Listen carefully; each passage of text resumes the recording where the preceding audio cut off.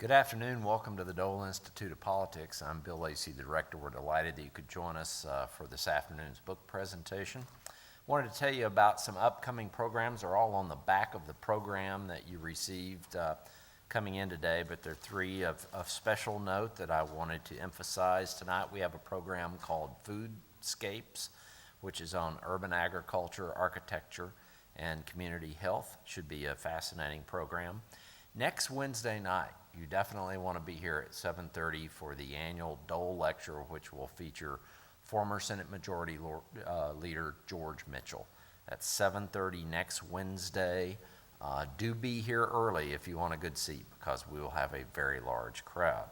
And then next Thursday at 6:30, we'll be doing our second in a series of three programs on the African American experience in World War II. We will actually have a number of the gentlemen who served in World War II, who participated in an oral history program with the KU libraries as part of this overall series that we're doing, and it's something that I think you would find very interesting. We will have a couple of announcements about today's program. We will have a question and answer session after our guest completes his remarks. If you have a question, please raise your hand. Lexi will bring by a cordless microphone. That way we get on our videotape of today's event. We actually get to hear the question. That helps us out quite a bit. And we are selling copies of Philip's book. The KU bookstore is here selling copies of the book. I'm sure all of you will want to pick up at least 3 or 4 for your closest friends. And it's not too early to buy yet for Christmas. And you might even want to pick up some for Easter if you want to give out a great book for Easter. When we got the opportunity to host today's program, frankly, we jumped at it. The topic fits perfectly with our 10-part series now underway with our Fort Leavenworth History Department on the Cold War. Some of you may have been to some of those that occur on Thursday afternoons as well. Philip White is a writer based in Olathe. In addition to guest lecturing on journalism at the university level, Philip has a broad range of writing experience on numerous subjects, including history, culture, and literature. As one reviewer wrote of his book, Our Supreme Task, in May 1946, Winston Churchill, the wartime Prime Minister of Great Britain, voted out of office a year earlier, delivered a speech at a relatively obscure Midwestern college that exploded across the world like a thunderclap. His subject was Soviet expansionism, which had imposed communist dictatorships over much of Eastern Europe. In Cold War history, the Westminster speech is frequently cited as a seminal moment. Please welcome Philip White. Thank you for joining us.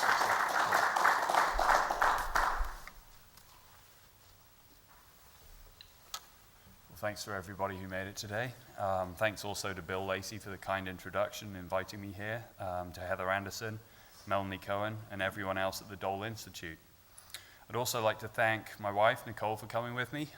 So at least I know, or indeed I hope, that one person will stay till the end. So thank you, Nicole. Thank you also for putting up with me during the writing process. Now this week I was rereading the acknowledgements in my book, and I was somewhat amazed by just how many people were involved. And certainly one person who, of course, inspired the writing of it, Winston Churchill. Now, there have been lots of books written about Churchill, possibly more than any other figure of his age. So you may wonder, and in fact I have been asked several times recently, why on earth write another one? Well, although his wartime triumph has been well documented, many people don't know that just weeks after millions of Londoners cheered him through the streets of London on VE Day in May 1945, they voted him out of office in a landslide defeat. A defeat, in fact, that was the second worst in the long and distinguished history of the Conservative Party, and one that marked the first ever Labour administration. Some reward for the man who had led the democratic West to victory over Hitler. Now, Churchill was a dynamo, writing more than 40 books, hundreds of magazine articles, and of course, many memorable speeches.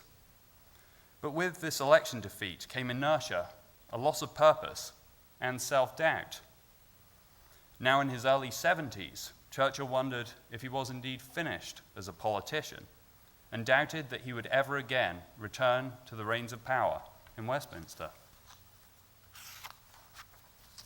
And when Churchill's wife, Clementine, tried to cheer him up by telling him after the election defeat, well, it could just be a blessing in disguise, he said glumly, "At this moment, it seems to be quite effectively disguised." Now, another reason, of course, for Churchill's gloom at this period in history was that he had unfinished business with Russia, and more specifically with its formidable leader, Joseph Stalin. Now, Stalin had broken the promises he had made at the Yalta Conference one by one, toppling rulers across Eastern Europe in countries that were supposed to be liberated by the Red Army, and replacing them with nothing more than communist dictators. The Kremlin wanted more German land and resources, even though millions of Germans were already displaced, and the nation would be paying billions of dollars in reparations to Moscow. The Soviets also demanded military bases in Turkey and access to the Suez Canal, the vital British trade route to the Middle and the Far East. Churchill had reluctantly accepted Stalin as an ally when Hitler fatefully made his mistake of turning on Russia in the summer of 1941. But he had despised communism from the beginning, calling it in 1917 a pestilence and vowing to strangle Bolshevism in its cradle. Churchill believed communism went against the very nature of the human soul because it denied personal freedom and liberty for the sake of an all-controlling state. In Russia, Stalin and his agents told people what to think, how to live, and in essence, who to be.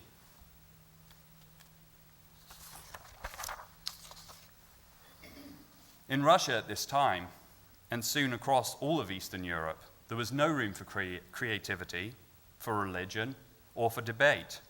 And the only news that Russians got was through state-controlled media. It was a level of control we cannot imagine. Now, in mid-1945, with Hitler defeated, Winston Churchill recognized communism as the greatest threat to the democratic West, and had written to Truman in May of 1945 to warn him that Stalin was bringing down an iron curtain across Europe. Indeed, British and American diplomats in Eastern Europe were followed, harassed, and even expelled. No foreign journalists were allowed in. Stalin had promised free elections in Poland, but the government he set up was non-representative, and the exiled Polish government, who had sought refuge in none other than London, Churchill's London, during the war, were excluded. In fact, in Poland, several thousand supposed opponents were sent, horrifyingly, to the very concentration camps that the Allies had liberated just months before. Churchill's election defeat robbed him of the chance to right these wrongs at the Potsdam Conference, where Clement Attlee, a man that Churchill had once called a sheep in sheep's clothing, took his place halfway through. But after a few weeks of feeling sorry for himself, Churchill knew what he must now do: warn the world about the perils of communism. His seat at the power table was indeed gone, but what remained were his two most potent weapons: his pen and his voice. As leader of the Conservative opposition in Britain, he gave a rousing speech in the House of Commons during August 1945 and spoke again of the Iron Curtain, but for some reason it didn't get much media attention, either in his native Britain or indeed in the US. So why did this early warning fall on deaf ears? Well, there were several reasons. First, the British and American people didn't want to hear anything bad about Stalin, the ally that the media on both sides of the Atlantic was still portraying as kindly Uncle Joe, rather than the man who had in fact killed upwards of 20 million of his own people. And really, people would do anything to avoid another war. They just wanted to get on with their lives. Yet Churchill knew that despite these obstacles, he had to get through to them. Communism was not some harmless experiment with a new form of government, or just a more extreme form of the socialism which Americans were becoming used to, and the British would soon become used to. but rather, as I mentioned, it was a system that had killed upwards of 20 million people through mass purges, forced collectivization, and the resulting famines. With hundreds of thousands of troops still in Europe on the Russian side, and the Red Army controlling all of eastern Berlin, Churchill recognized that the backs of Britain and America were well and truly against a wall, or, as he preferred to call it, against an iron curtain. Churchill wanted to air these views, but he needed a platform, and so far it had escaped him. Enter an invite to speak at the most unlikely venue imaginable, Westminster College in tiny Fulton, Missouri, with its 300 students. Frank Bullitt McClure, the president of Westminster, who had earned the name Bullitt as a fearsome member of the undefeated debate team, which at that time had a national reputation, had an old classmate, Harry Vaughan, who was now a military aide in Truman's White House. So when McClure had the audacious idea of asking Churchill to come and speak at Westminster, Vaughan got him 5 minutes with Truman in the Oval Office. The president, who was, of course, like McClure, a Missourian, liked the invite and added a postscript. "This is a wonderful school in my home state. Hope you can do it. I'll introduce you. Harry Truman." And then he got it, pushed it back across the table to Bullitt McClure and said, "Now, you send that to him." And so they did via State Department mail, so it would get the attention of Churchill's secretaries.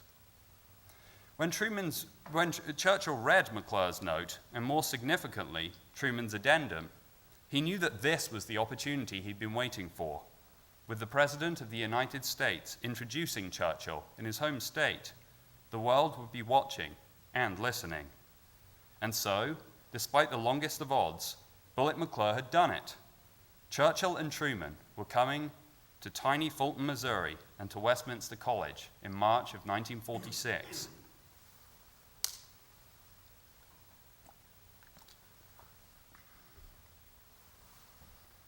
Now, soon after the acceptance, McClure really realized, I didn't know what I bargained for here. How could this town of just 8,000 people, if you included the population of the local asylum, as the media seemed intent on doing, accommodate tens of thousands of visitors?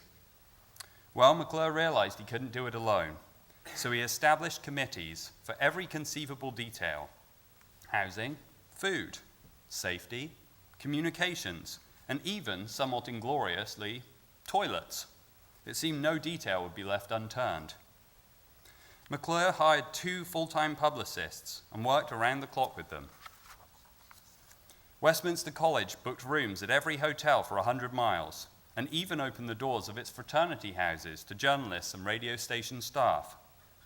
Newspapers across America and beyond carried news of McClure's unlikely triumph and of the imminent arrival of the President and Winston Churchill. More than 15,000 requests for just 2,800 tickets flooded the tiny Westminster College mailroom. And of course, most people were asking for far more than 1 ticket. In fact, one gentleman was audacious enough to ask for 18, although he only got 2, which was the limit per individual.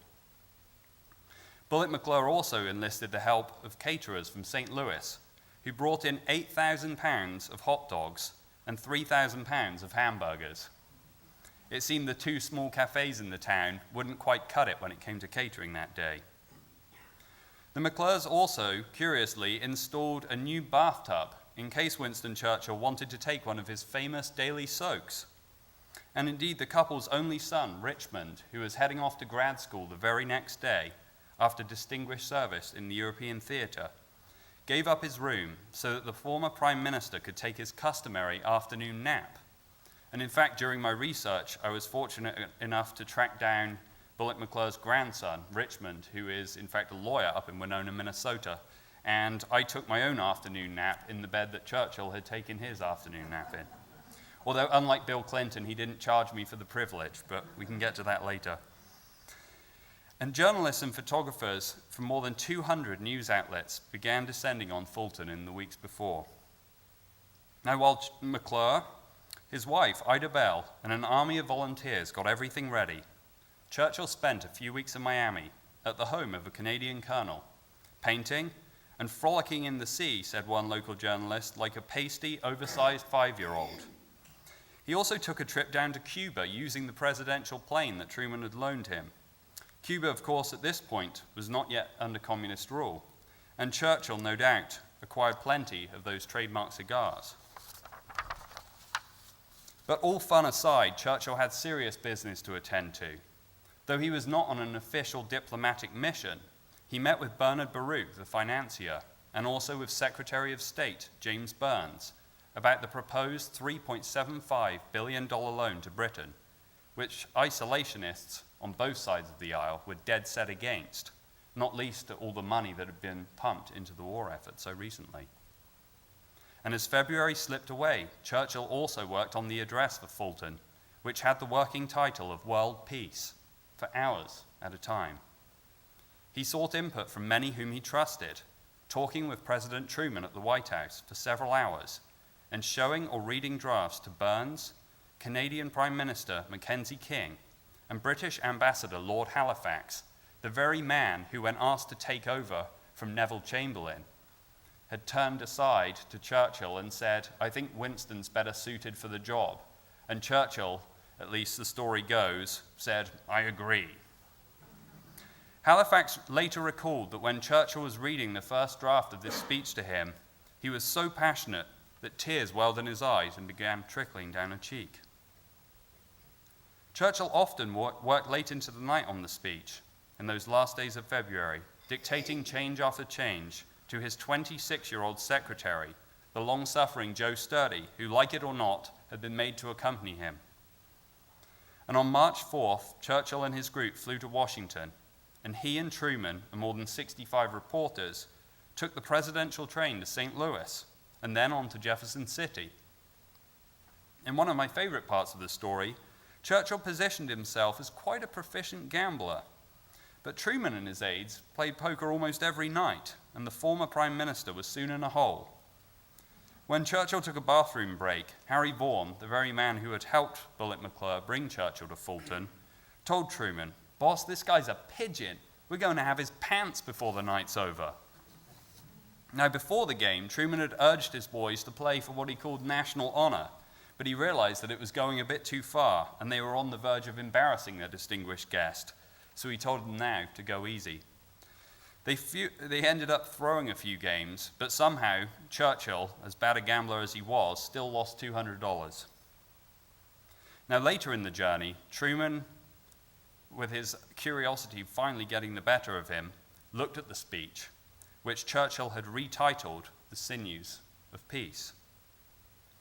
And when Truman's press secretary, Charlie Ross, another good old Missouri boy, took the final version to the 65 reporters who were riding in the front two cars of the train, they really couldn't believe that Churchill had written it himself.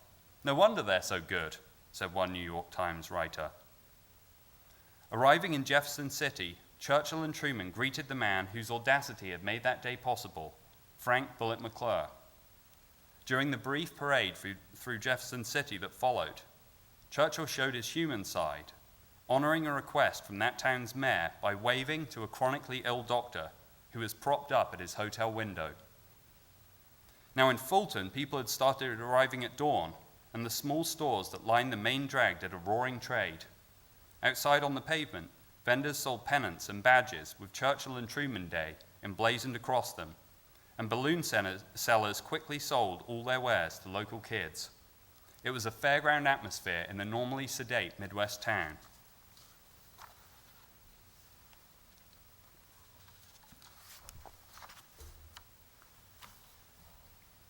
By the time Churchill and Truman's car came to the edge of the city, more than 25,000 people had jammed the streets in any spot they could find, in doorways, up on the courthouse steps, and climbing up to second and third floor windows to get a better view. In some places, crowds lined the sidewalks 5 deep, while 3 bands played, and the cheering was almost deafening as Truman and Churchill rode past. Churchill, of course, in his familiar pose, cigar clenched between his lips, 2 fingers aloft in the V for Victory sign. But this day was not just about the famous guests or Bullet McClure, the man who had brought them there, but also those people of Fulton that had come out to see him. On the sidewalk beside the Skelly oil gas station, with its distinctive fire engine red pumps, 14-year-old Glenn Acree sold ham sandwiches and Dr. Pepper that he'd bought at cost from the local cafe and had lugged in a heavy cooler through the streets. Just down the road, his classmate Bill Johnson sold the special edition of the Fulton Sun-Gazette for 5 cents a copy and then clambered up onto the roof of the Rexall Pharmacy building so he could get his own good view of the passing dignitaries.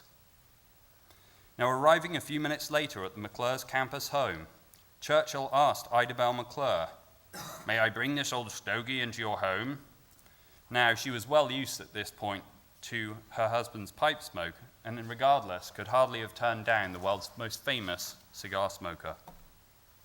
There was a huge spread of food that day: rolls, salads, mashed potatoes, a good old Missouri feast. Churchill was most impressed by the giant Callaway County ham that had been curing for weeks. "The pig has reached the highest point of evolution in this ham," he told a delighted Ida Bell McClure. As Truman was taking his typical afternoon nap, for it seemed Richmond had been justified in giving up that room, Truman asked Harry Vaughan to find the former Prime Minister his usual pre-speech tipple. Now, there was just one small problem. Fulton was in a dry county, and of course Westminster College was an all-boys school with very conservative values. But nonetheless, the enterprising Vaughan ran into an old friend outside the McClure's home, and the man dashed off into town. He came back a few minutes later with a small bottle that Vaughan, checking that no one was watching him too closely, just tucked down there in his trouser pocket, and off he went back into the house. He grabbed an ice bucket and glasses that had been set out in the McClure's kitchen, trotted upstairs, and tapped at the correct bedroom door. When a groggy and somewhat bleary-eyed Churchill ushered him in, he soon changed his mood, telling Vaughan, "Thank goodness, Major General. I was starting to wonder whether I was in Fulton, Missouri, or indeed Fulton, Sahara." Now, it was very hot inside the crowded gym, so perhaps it was in fact more like Fulton, Sahara. But Churchill soon endeared himself to the crowd on that day, joking with them that, like them, he had in fact been schooled at Westminster, although of course in his case, Westminster, London, at the House of Commons.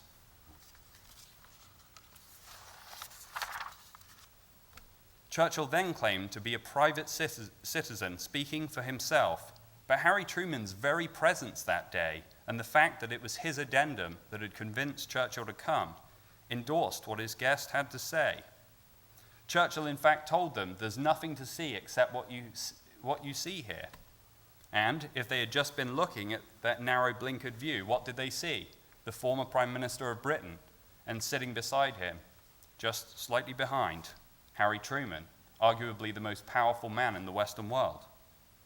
Churchill went on to talk about American power and responsibility, and then said, "Our supreme task and duty is to guard the homes of the common people from the horrors and miseries of another war." Next, he explored the horrors caused by World War II and warned against once more being drawn into a global conflict. He then switched his focus to what he called the second of two gaunt marauders, namely tyranny. Churchill told those in attendance of a society far different than theirs, an all-controlling police state where there were no rights for the individual. This tyranny, he told them, was the very opposite of the liberal democratic values they cherished: the rule of law, elected government, freedom of speech, and freedom of expression, to name just a few.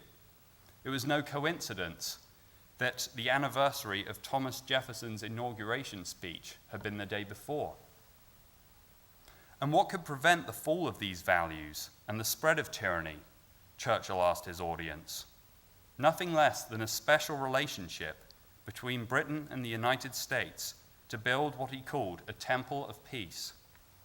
However, standing in their way was the threat, a very real and formidable threat, he reminded them, of expansionist communism.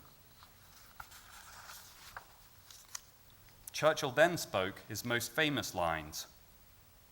"From Stettin in the Baltic to Trieste in the Adriatic, an iron curtain has descended across the continent.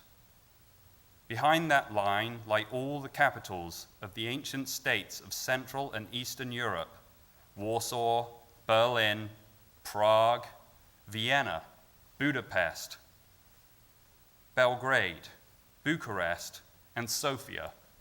All of these famous cities and the populations around them lie in what I must call the Soviet sphere, and all are subject, in one form or another, not only to Soviet influence, but to a very high, and in many cases, increasing measure of control from Moscow. Churchill then explained the nature of this Soviet control and of their misdeeds abroad. As we have heard, displacing millions of Germans, destabilizing even Western Europe, particularly, of course, Italy, which had a power vacuum after Mussolini's unceremonious fall, wanting to prevent democracy in Berlin, making outrageous demands in Turkey and Iran, and furthering the communist takeover attempt in China. Churchill then stated the need for active diplomacy backed by military strength, and said of Russia that there's nothing for which they have less respect than for weakness, especially military weakness. America and Britain were at a crossroads, Churchill believed. Inaction would send them back to a school of war for a third time that century. In contrast, standing strong and actively pursuing a settlement with Russia, as he called it, a lasting settlement, would enable America, Britain, Russia, and the world to go down that brighter path where, Churchill told them, the high roads of the future will be clear, not only for us, but for all. Not only for our time, but for a century to come. Today, we remember it as the speech that defined the divisions and alliances of the Cold War. But at the time, Churchill was widely criticized, despite his speech being called, quite clearly, the sinews of peace. Politicians and the press called him an imperialist and an old Tory, while Joseph Stalin himself went one step further, branding Churchill as nothing less than a warmonger. And now afterward, as had been his plan all along, Harry Truman denied reading that speech, even though, as you've heard, he did in fact read it and approve of its contents. Hundreds of protesters gathered outside the Waldorf Astoria Hotel in New York, where Churchill stayed later on his US trip, chanting, "G.I. Joe is home to stay, Winnie, Winnie, go away." But despite running the gauntlet through this very protest, in his speech later that evening at the Waldorf Astoria, Churchill stuck to his guns and growled defiantly, "I do not wish to withdraw or modify a single word." Perhaps we could do with some of that brand of leadership today. Despite the negative reaction, Churchill's words affected US policy immediately. The day after Churchill spoke in Fulton, Secretary of State James Burns sent the strongest communications yet to Moscow, warning Russia that it must meet its commitment to leave Iran immediately. The following year, in 1947, Truman announced the Truman Doctrine of containing Russia, and then, of course, came the Marshall Plan, which helped reconstruct Western Europe and build that buffer against expansionist communism that Churchill had called for. Now, Churchill had not been alone in having misgivings about communism at this time. The month before he delivered the Sinews of Peace address, veteran diplomat George F. Kennan had dispatched his 12-page memo from Moscow that was soon dubbed the Long Telegram, and which introduced the State Department and the White House to many of the very points Churchill made at Fulton. Yet Kennan could hardly jeopardize his position or his safety in Russia by airing his thoughts publicly, and there was less political risk for Truman if Winston Churchill shared this truth about Soviet intentions and the ills of their communist system. Furthermore, neither Truman, Kennan, nor anyone else in the American or British governments had Churchill's way with words, nor indeed his standing on the world stage, as the preeminent statesman of that time. And so it was left to Churchill, Winston Spencer Churchill, to not only bring the terms Iron Curtain and special relationship into the common vernacular, but also to shatter the illusion of Stalin as a trusted ally, all the while passionately reaffirming the tenets of liberal democracy that Churchill had devoted his very life to defending. He did not start the Cold War, as some have mistakenly said, but Churchill did define the fateful divide between liberty and tyranny, and also the need for unity among the English-speaking peoples, and particularly Britain and America. Despite his predictions that his political career was over after the election defeat of July 1945, Churchill did indeed become Prime Minister for a second time in 1952. Now, while he has been justifiably criticized for doing very little domestically at this time, he did devote all of his energy to reaching a settlement with Russia. Now, he didn't achieve this aim during his second premiership, but his words did impact the next 2 generations of world leaders.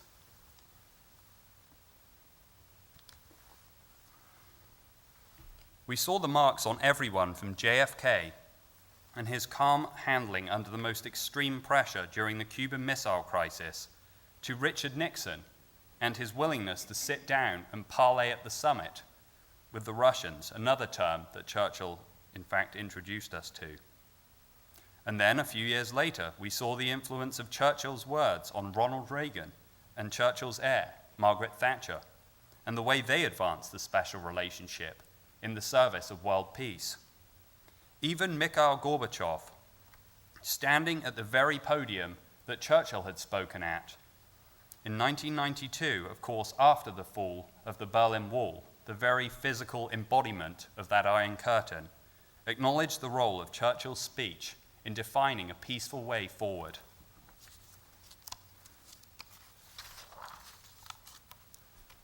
And so what can Churchill's message teach us now that the Soviet Union is no more? Well, we live in a time when politicians on both sides of the aisle and both sides of the Atlantic depend ever more on pollsters and marketers, constantly adjusting and readjusting their positions to suit the whims of public opinion. By contrast, Churchill demonstrated at Fulton that to truly lead, you have to be willing to speak hard truths when you know they will make you unpopular, and then, when the criticism comes, to stand your ground.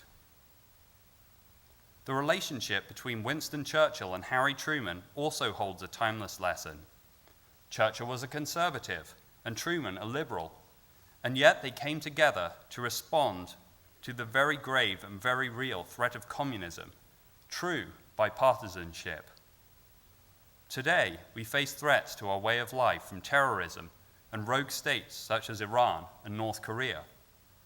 Indeed, these countries have put a stranglehold on the internet and on social media sites in particular, trying to hide their own abuses, every bit as severe as Stalin's in many ways, behind a digital Iron Curtain. Now, it often seems there are only 2 ways forward for us, either a preemptive strike, or mere talking, or a mere frothing of words, as Churchill called it at Fulton. But in my book, I explain that Churchill offers us a middle course. As he said in the Iron Curtain speech, we must always pursue diplomacy first, and it must be backed by strength and a willingness to stand by our allies in good times and in ill. We cannot be hawkish, but neither can we sit idly by while people are dying in their struggle for the very democratic values we enjoy today. To help them and us, we must truly understand the essence of what we believe and why. We must be able to explain this to our children, to each other, and to the world, even to our perceived enemies. We must also recognize that the founding principles of this country, Britain, Canada, and many other nations, are as vital to our present and our future as they were to our past.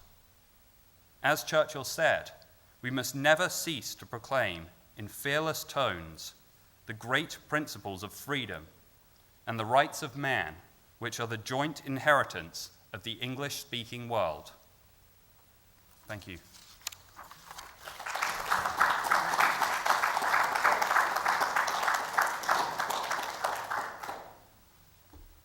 Anybody has any questions other than the stock questions that my good lady wife has in front of her? Sir. Just an icebreaker, what was the relationship between Truman and Churchill before 1946, if any? They didn't, in fact, meet in person until the Potsdam Conference, although there had been some correspondence there.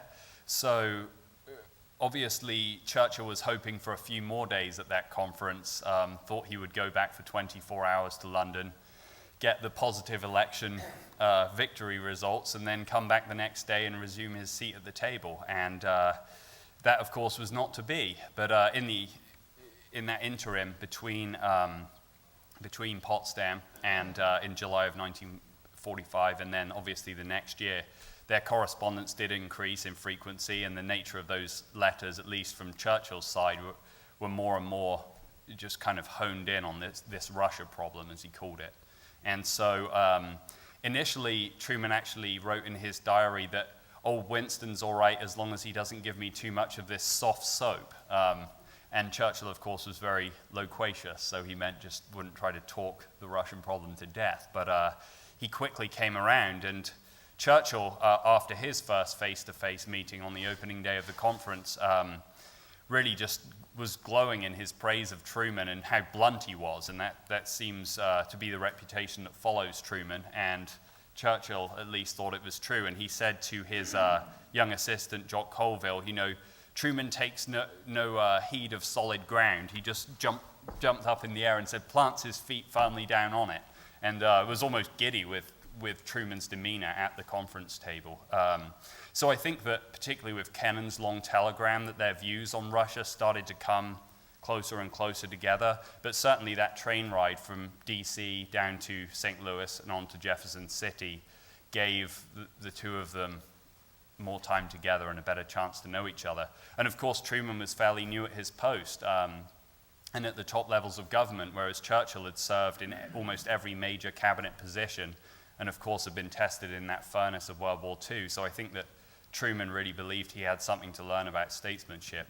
And Churchill realized the British Empire was in decline, if not completely finished by that point, so was very much the junior partner in that special relationship, and so he needed Truman almost more than Truman needed him.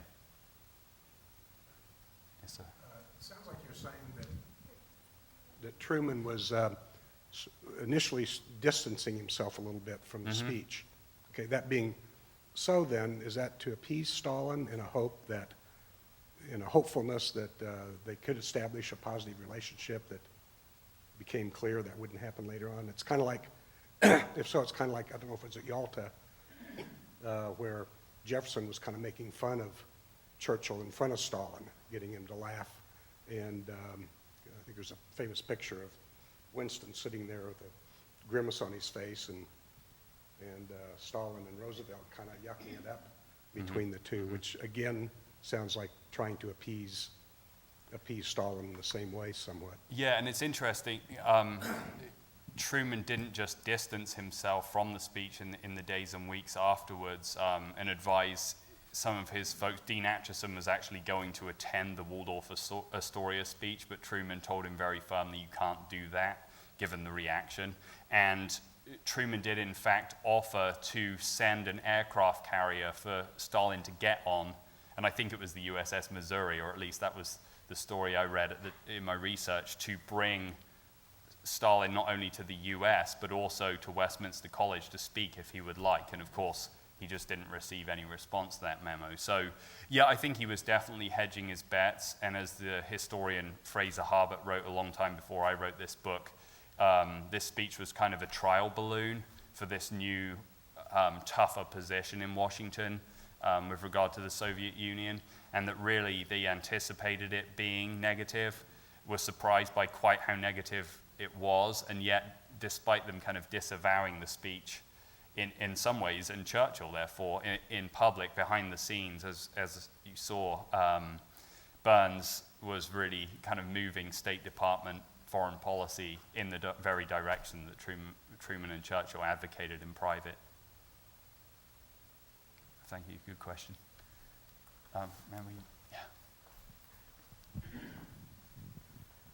I didn't know about the speech he gave at Westminster, but from what you've said, it got a very negative response in America. Mm-hmm. And I'm wondering what you would attribute Churchill's extreme popularity with many of the American people today, and how we got from that point of truly disliking him and protesting against him to where he is a hero today to us. Sure. Yeah, so really the question being, how did Churchill's reputation change over time? Now, I think that overall the British press obviously was quite favorable to Churchill, and yet he lost the election, so that was a contradiction, number one. And then the American press, too, was very favorable toward Churchill during and after the war.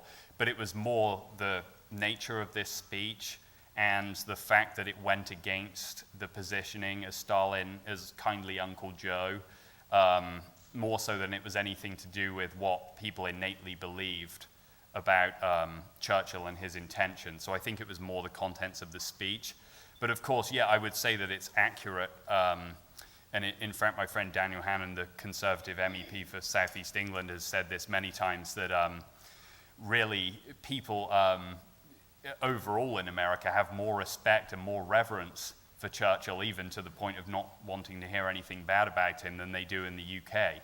And now that may be partly due to his second administration, which was somewhat of a failure, particularly domestically. But yeah, and also just the the Anglophile tendencies of people here, which I'm very glad for, because otherwise I wouldn't have been able to speak anywhere here, I doubt. But I think in summary that it was more the contents of the speech than the public perception of Winston Churchill that really turned people. And like I said, it was across the board. It wasn't a left and right thing, but very, very few newspapers or politicians came out in support of Churchill at that time.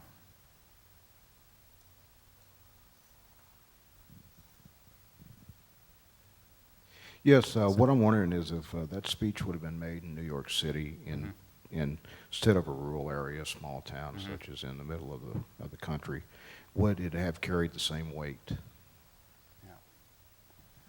Yeah. I think that it obviously would have been a big stage, much as New York is now and always will be. But there was a certain curiosity there of, why on earth is Churchill, and really effectively the two most famous men, at least in the Western world, why are they coming to this small town in Missouri, and a lot of hoopla around Truman's local connections.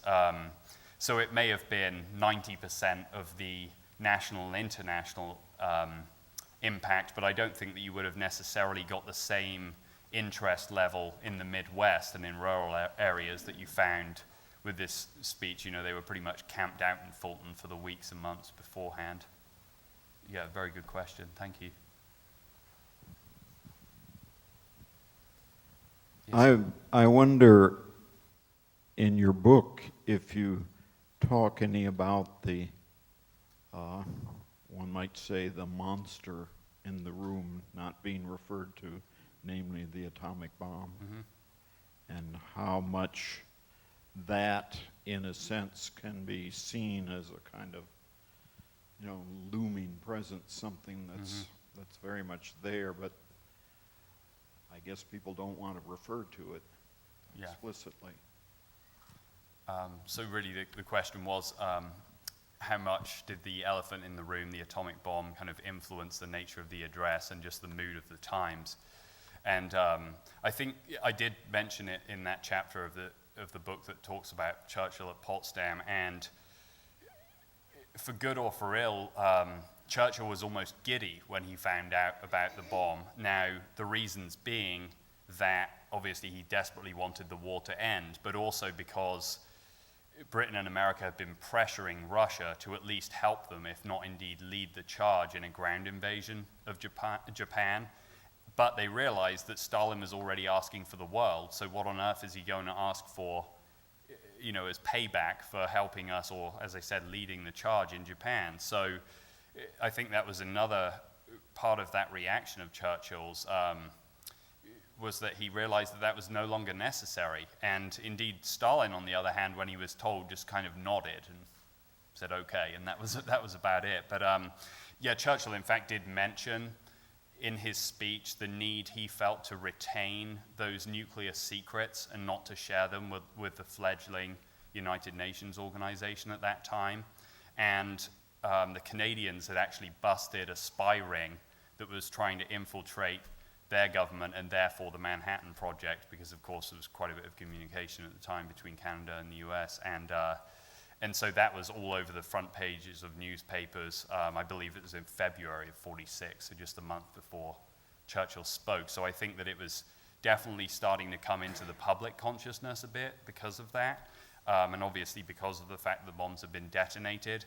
But in terms of the public's view of it, it hadn't got to the point of the Red Scare yet, and obviously McCarthyism was still a ways off. So yes, it was definitely influential, and as I said, it did in fact influence Churchill's very words at the podium. So thank you for the question.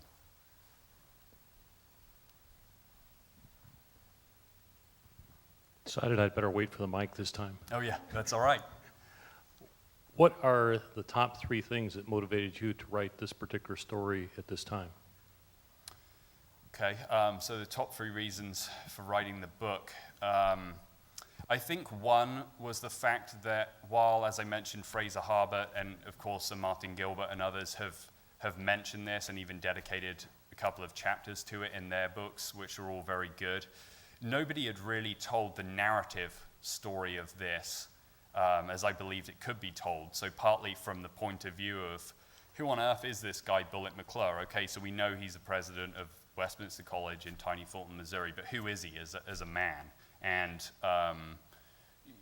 you know, how on earth did these 2 people, one very famous and well-recognized, and another who was well-recognized in the town where he lived and had, you know, brought a few distinguished speakers such as J. Edgar Hoover to Fulton previously, but internationally was unknown. How did their lives intersect, and what was the result of that? So really, firstly, my fascination with the narrative aspect. And then 2, I was also curious about Churchill's election defeat and the effects that wrought both in Britain and the US, and that kind of shock around the world that he was not just voted out, you know, in a narrow defeat, but it was just a landslide for the Labour Party. And we find it very easy to write nice things about people when they're doing well, so Churchill in his wartime years, but what about Churchill when he's at his lowest ebb following this defeat? And, you know, instead of feeling on top of his game, I think at that point, as I wrote, he just, at least for a few days or weeks there, just felt like what he was, a tired old man who felt spent and felt that he may never get back to that summit again, which he had really just positioned his entire career around leading the country, or at least trying to lead the country. So that was the second one. And then the third one was when I found out about the negative reaction to the speech, and I thought, well, how our perspectives change now. And it's fairly obvious that Russia's going to come out and say something, and Stalin, not known for mincing words or indeed sparing the lives of anyone who he even considers an opponent. So Churchill and Truman know that he's going to come out, and Pravda, the kind of mouthpiece of the Politburo, is going to come out and say something. But what about everyone from the furthest left liberal media to the furthest right conservative media? Why are they so hostile to this? And as I said, I mean, I think I found that several reasons. Partly they're just people are war weary.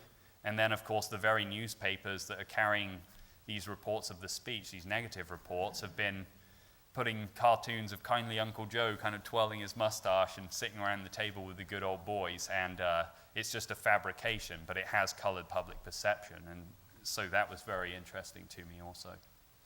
Thank you.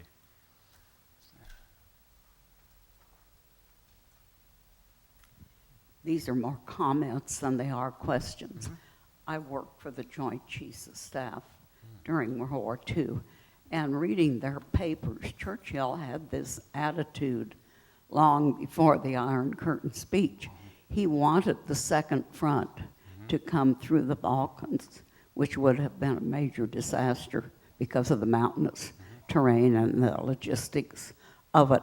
But he was pushing hard saying if we don't, then Russia is going to have all the influence through that area, and which turned out to be certainly true, but I don't think they could have ever succeeded with the Second Front, and the chiefs didn't feel that way either. The second thing is, I'm a very close friend of Art Wharton that you mentioned briefly in your book, and his wife was my college roommate. Perhaps people would find his story just a human interest story you might tell. Yeah, absolutely. Thank you. And I actually had the pleasure of meeting Art at the... I was going to get him here. Oh, okay. Tell me he had already heard you. Yeah, definitely. And let's certainly exchange details at the end, because I'd love to stay in touch with you and with him. But yeah, so this gentleman, Art Wharton, had been at Westminster College and had served in the US military during the war and had come back to Fulton. And he was not one of the lucky ones who had a ticket, but seeing that the press photographers from Time and Life magazines, and even though they were owned by Henry Luce and kind of parent organization, they were competing. So I think one sent 8 and the other sent 10, while every other outlet really sent 1 or 2 photographers. So they were in a long procession, and they had their big cameras slung around their necks and the press credentials up on the brims of their fedoras. And so Mr. Art Wharton, who I believe was 21 or 22 at the time, very enterprising lad, took his military ID, stuck that up there in place of press credentials, got in the middle of this group and walked straight past the Secret Service with his eyes down. They never said anything. And then he got in. And then after the speech, he wanted to put this camera to good use. So when Churchill, Truman, and Frank Bullitt McClure were going up the McClure's steps back into their home for the reception, he pops up. I'm not sure if he was in a flower bed, but I can imagine, joining the dots, that he may have been. I'll have to ask him. At the side of the steps, and there's a railing that's still there. It's used as the president's office, that building right now, and snaps a picture. And the Secret Service guys start to converge and are probably going to tackle him back into the bushes. But McClure notices him and recognizes him, obviously being a small school, and just says, "Oh, it's okay, you know, I know him." And so they backed off. But yeah, one of the great small stories, and I had tried to track him down and failed dismally, which was quite embarrassing as a researcher, but yeah, to see Art at the Kansas City Public Library, where I spoke with the invitation of Crosby Kemper there, that was certainly a really defining experience for me, particularly in this post-book situation. 95-year-old Mm-hmm. still painting.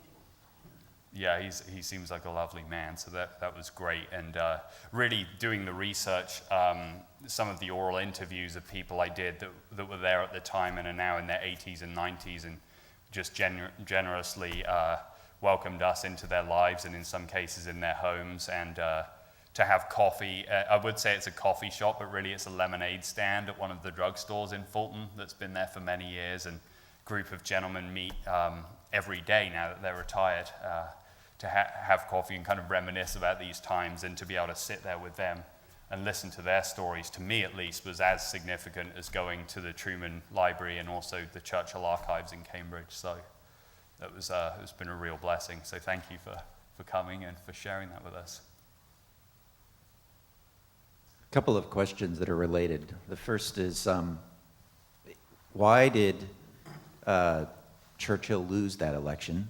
And did the British public sense that he was ready to tangle with Stalin and they just didn't want to have anything to do with it? Is that why they were ready to move on? And secondly, kind of related, did Churchill being out of public office give him a certain freedom to speak that he might not have had he been in office? Okay. I'll try to answer them chronologically, and if I forget the second two, please remind me.